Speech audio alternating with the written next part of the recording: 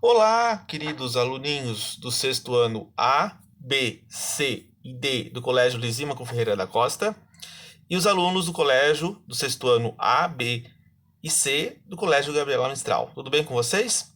Hoje vamos continuar, né, o nosso conteúdo aqui sobre lugares sagrados, né? Começando de fato, né, agora o terceiro trimestre de conteúdos, dando continuidade ao que nós estávamos vendo, né? Vou falar sobre lugares sagrados naturais, tá? Então eu falei sobre cidades sagradas, eu falei sobre lugares sagrados, né? Falei sobre a introdução dos lugares sagrados, os lugares sagrados egípcios e agora os lugares sagrados naturais, que cada religião, né, também tem, de fato, a situação dos lugares sagrados naturais.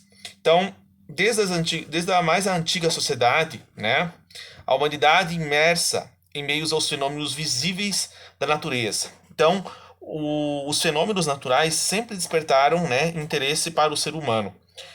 Desde os primórdios lá da Idade da Pedra, os homens se admiravam pelas tempestades, pela chuva, pelos ventos, né? Observavam atentamente o sol, a lua, a chuva, o trovão, o relâmpago.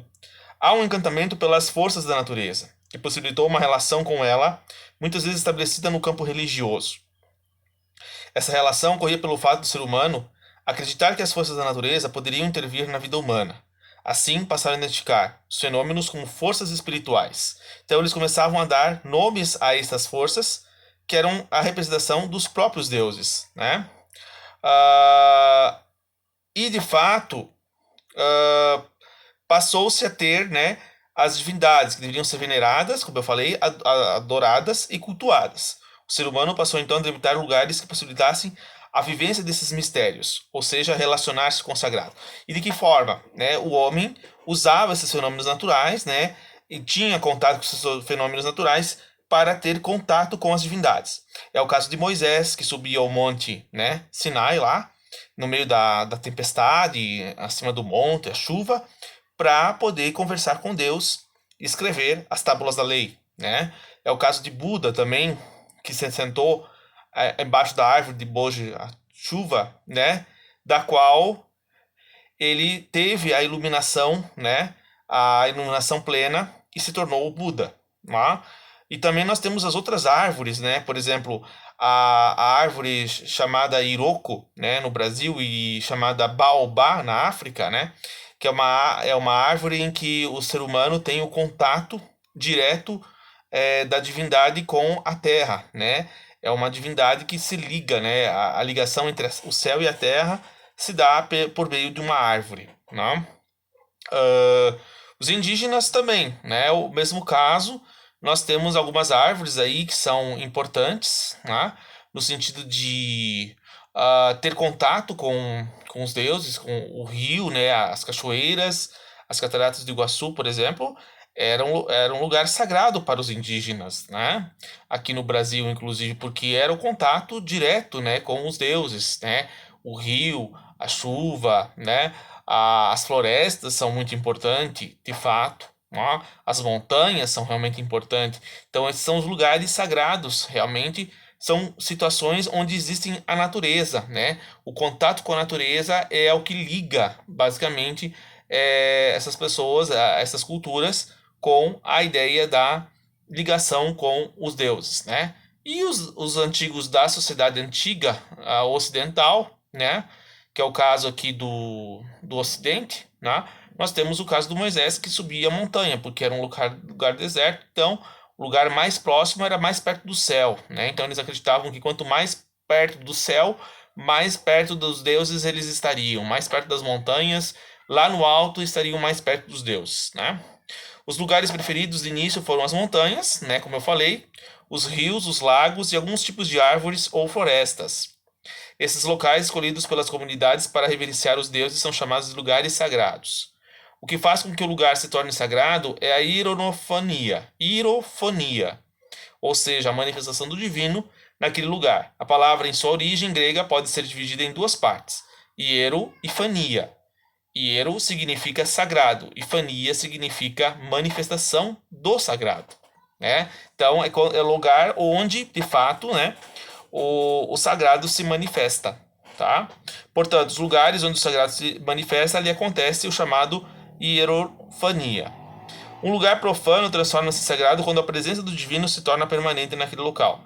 E também quando as pessoas declaram que naquele lugar existe uma energia capaz de transformá-los, levando uma comunicação em relação com o sagrado.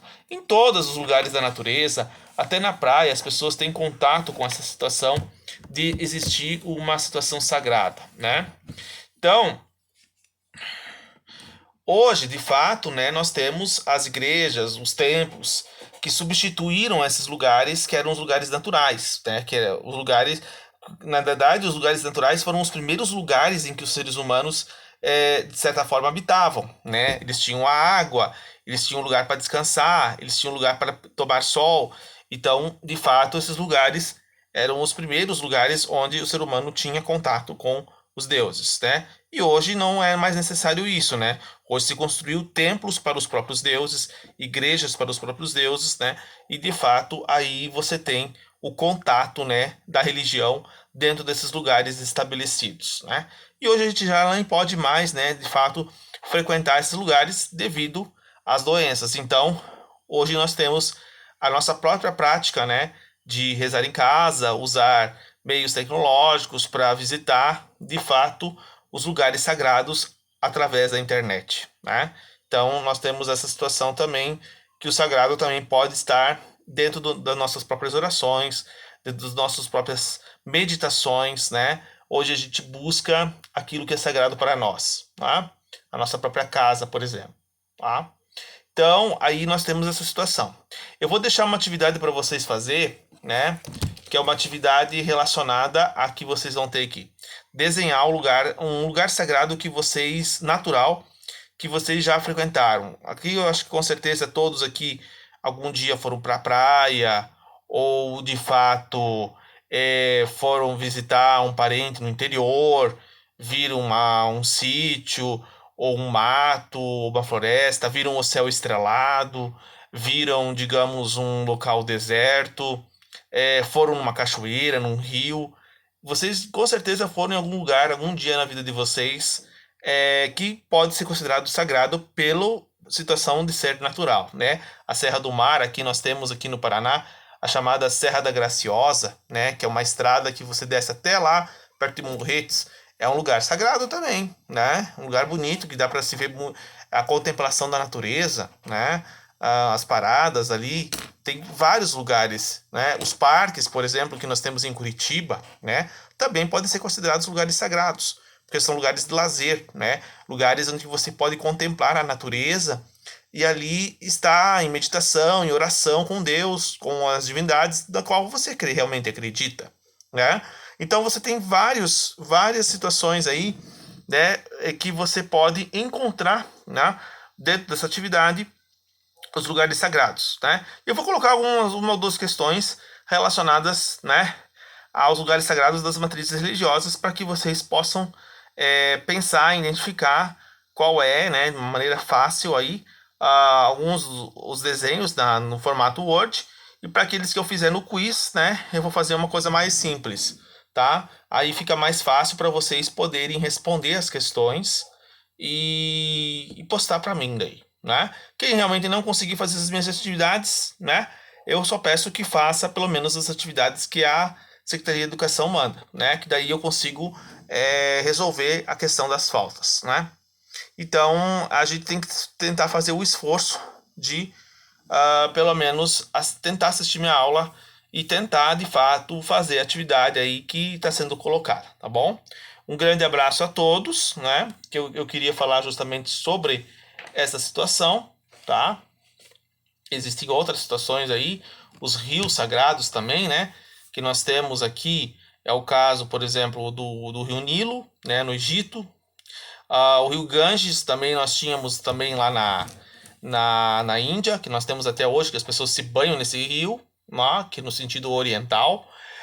A Amazônia tem o rio, né? O Rio Amazonas. Ah, o rio São Francisco, aqui no Brasil, o Rio Chico. Então o rio é muito importante porque ele alimenta, né? Ele dá alimento para a pessoa, né? A pessoa pode cultivar com o rio, certo? O rio Tigre e Eufrates lá no início do mundo, certo? Então tem muitos rios aí na história da humanidade que são rios que são importantíssimos, né? E aqui no Paraná nós temos o Rio Iguaçu, que está secando, e nós estamos tendo falta de água. Então, de fato, isso também a água, ela é uma situação sagrada também, né? O que é sagrado para nós é de fato importante, tá bom? Um grande abraço e até mais.